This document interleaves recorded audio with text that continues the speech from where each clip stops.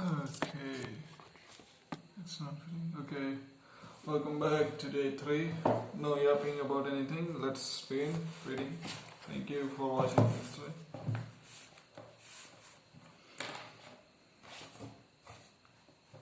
The monastic philosophy of deep work and scheduling. Let's return to Donald Knuth. He's famous for many innovations in computer science, including notably the development of a rigorous approach to analyzing algorithm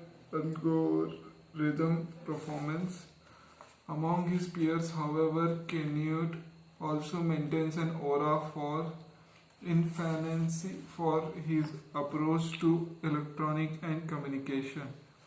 If you visit Knuth's website at Stanford with the intention of finding his email address, you will instead discover the following note. I have been happy man ever since January 1st, 1990, when I am no longer had an email address. I used email since about 1975, and it seems to me that 15 years of email is plenty for one lifetime. Email is wonderful thing that people whose roles in life is to be on top of things, but not for me. My role is to be on the bottom of things. What I do takes long hours of studying and interruptibility with concentration. Knuth goes on to acknowledge that he does not intend to cut himself completely from the world. He notes that writing his book requires communication with thousands of people, that he wants to be responsive to questions and comments. His solution, he provides an address, a postal emailing address. He says that his administrative assistant will sort through any letter arriving at that address and put aside those that she thinks are relevant. Anything that truly urgent she will bring to Knuth promptly, and anything else he will handle in a big batch once every 3 months or so.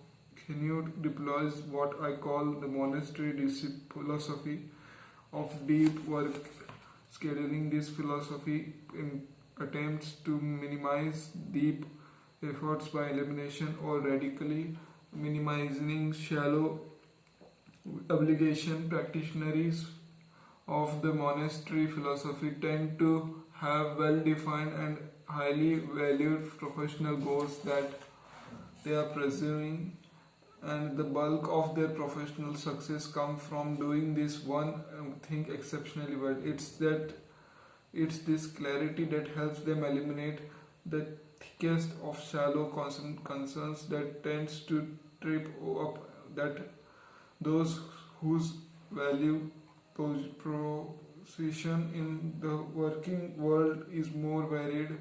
Knuth, for example, explains his professional goal as follows. I try to learn certain areas of computer science exhaustively.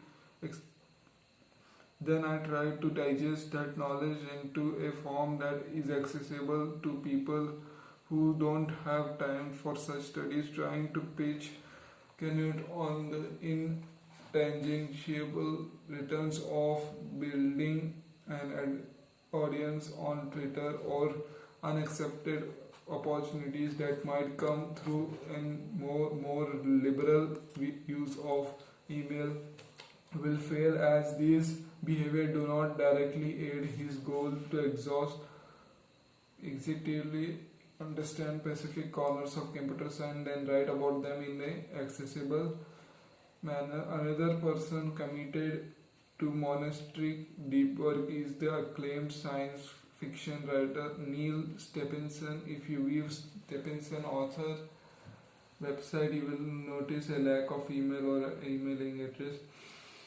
You can gain insight into this ominous form of prayer that Stephenson posted on his early website hosted on the well back in early 200s, and which has preserved by the Internet Archive. In one essay archived in 2003, Stephenson summarized his communication policy as follows: person who wish to interfere with my constitution are politely requested not to do so, and warned that I do not answer email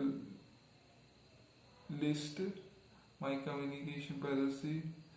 Key message get lost in Weybridge. I will put it here significantly. All my time and attention are spoken for several times over. Please do not ask for them. To further justify this policy, Stephenson wrote a essay entitled "Why I'm Bad with Bad Correspondent." At the core of his explanation of for his inaccessibility is following decision: the productivity equation is a non-linear one.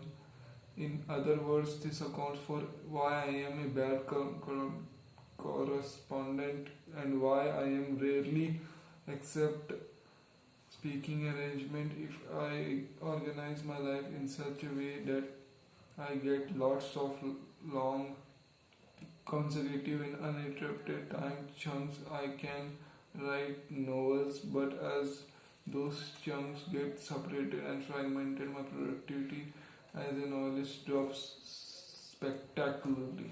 Stephenson sees mutually and exclusive options. He can write good novels at a regular rate, or he can answer a lot of individual emails and attend the conferences, and as a result produce lower quality novels at a slower rate.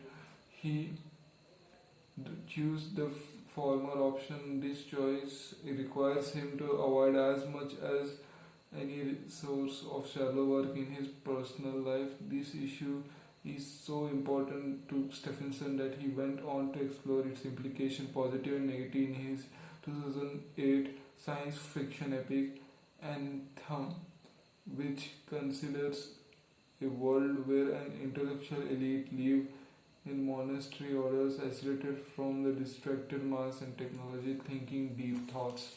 In my experience, the monastery philosophy makes many knowledge worker defensive, declarative, which its addressive identity, their value to the world as respect touches a raw nerve for those whose contribution to the information economy is more complex. Notice, of course, that the more complex does not mean the lesser. A high level manager, for example, might play a vital role in functioning of $1 billion company, even if she cannot point to something discrete like completed novels. Say, this is what I produced this year. Therefore, the pool of individuals to whom the monastic philosophy applies is limited, and that's okay. If you're outside this pool, its radical simplicity shouldn't convince too much envy. On the other hand, if you're inside this pool, someone whose contribution to the world is discrete, clear, individualized, then you should give this philosophy serious consideration, as it might be the deciding factor between an average career and the one that will be remembered.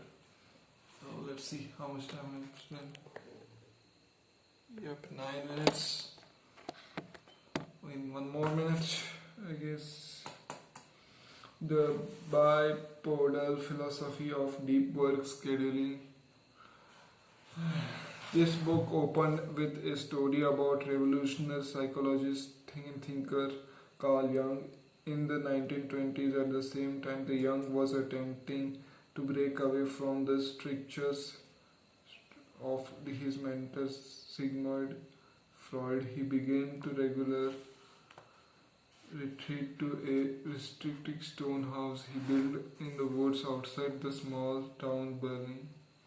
When there, Jung would lock himself every morning into a minimal appointed room to write without interruption. He would then meditate and walk in the woods to clarify his thinking. In preparation for the thinking for next day's writing. These efforts, I argued, were aimed at increasing an intensity of young deep work to a level that would allow him to succeed in intellectual combat with Freud and his many supporters. I guess that's about it. I guess it's 10 minutes.